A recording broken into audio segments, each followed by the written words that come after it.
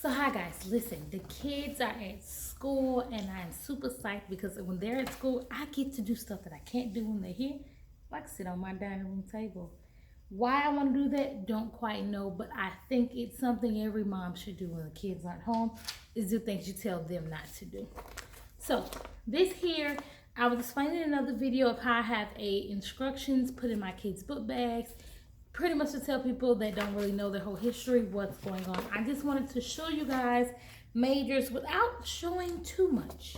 So we'll see. So first thing we have here is there's a picture of him here, which is kind of figured out. This is an older copy. His name, date of birth, and this is his healthcare and education team. So on here we have his family care partners, which is his primary care doctor, his hospital team from Nemours.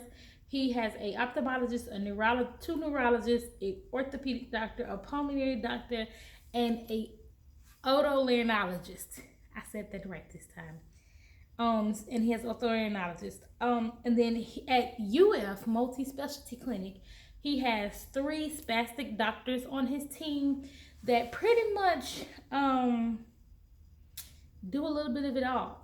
The only thing that I do have to add on here is the doctor for his neurosurgeon who did his recent surgery, Dr. Renali. So I have to add him on here. And then he has a hospice team. So with hospice, there's a division called Peds Care that does respite care for families that need a break. I don't use it that often. I've maybe used it once since becoming part of the hospice team. So he has his his caseworker, and his nurse. So he has those 2. And then CMS, which is his insurance company, I have his case manager on here. I have somebody's phone number too. His daycare, his Duval County Public School lady that we have to go to, his daycare caseworker, I guess you should call it. I don't quite know. And then his school team, which hasn't really changed over a while. And then the Florida School of Deaf and Blind, he has a therapist from there. I have to update that because he's a new therapist. The second page is pretty much his bedtime routine. He is very easy to put to sleep. So around 7:30, you're going to give him a half a tablet of Baclofen, crushed in applesauce, and then 2 gummy melatonin. So the melatonins are about 10 milligrams a piece. He needs a total of 20 to go to sleep, because if not, he'll be up all night, and you don't want to mess with a baby who hasn't slept. And then about 7:45, we give him a quick bath. He has a bath chair that reclines, and I put on here to not lay him flat because it will go terribly wrong if you lay him flat, because he hates it. And then he has a special lotion, which is a stress relief lotion.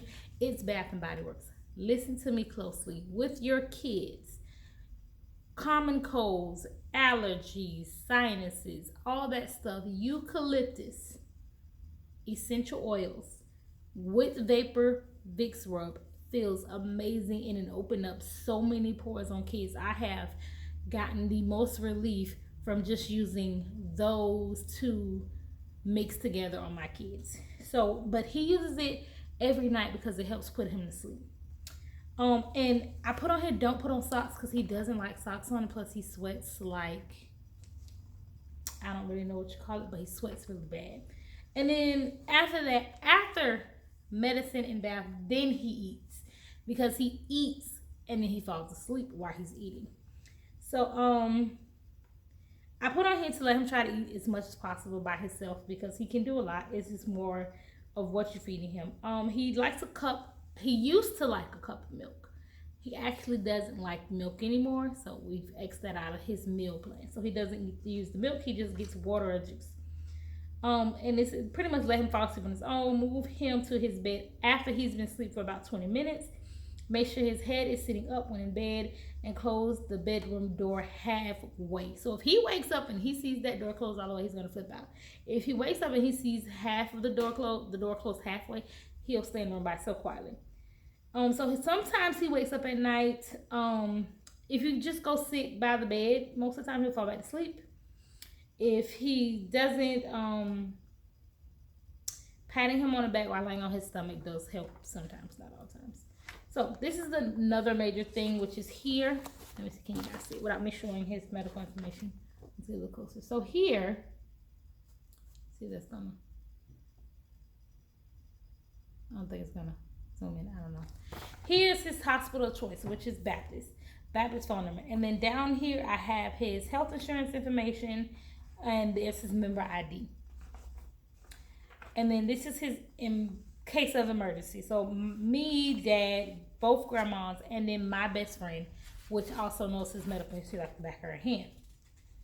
And then this is little thing right here. We give you permission to authorize emergency care for our children as deemed necessary by physician, and we will be responsible for full payment, blase, blase. Which everybody know I don't care about that. Whatever you gotta do it to make you feel better.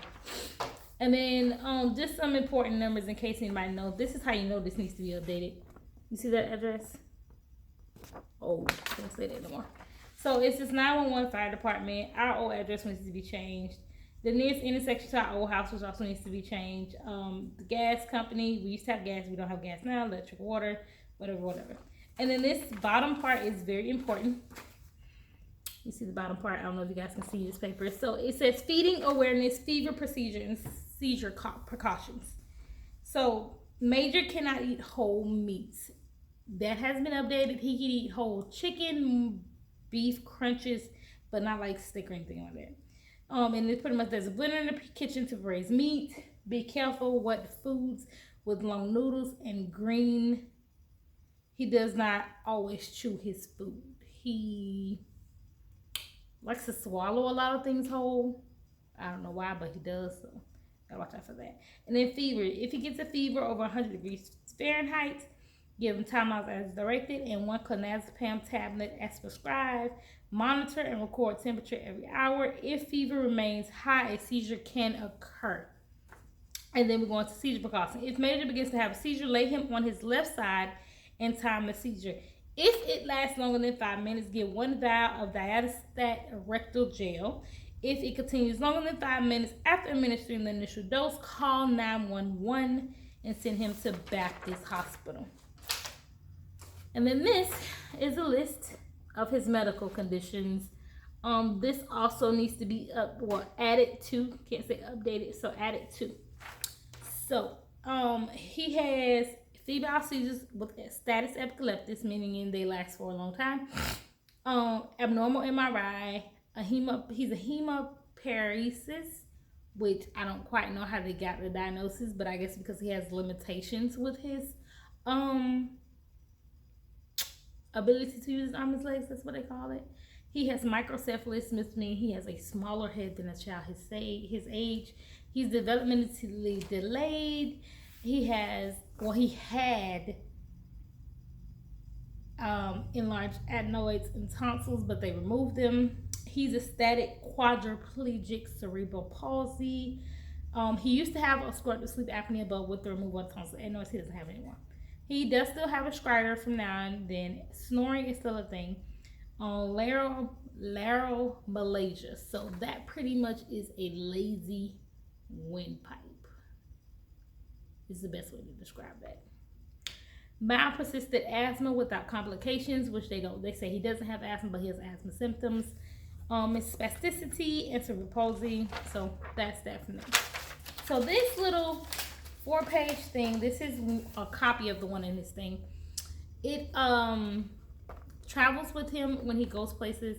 That way, in case of an emergency, all this information is readily and available to a medical professional.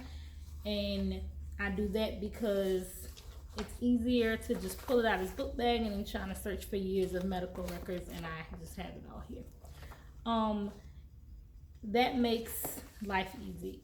So I have a template for this that I will be giving away as well, in case any other moms want to have this idea of having this ready and available. My new template looks nothing like this. It looks completely different, but this template will be going out soon. The link will be in the description bar of this video when I upload it, and that will keep you guys sane. And for like me, it kept being a mama easy. So Major has a more complex one, so his is 4 pages. Sayana has about 2 pages because hers is like, he has about 3, 6, 9, 12, 14 diagnosis. Sayana has more like 2. Only precaution she has is the asthma precaution, and she doesn't really need this because she knows her address. She has to, in case of emergency, the hospital, the health insurance. The health insurance information. She doesn't have bedtime routine because she was herself to bed.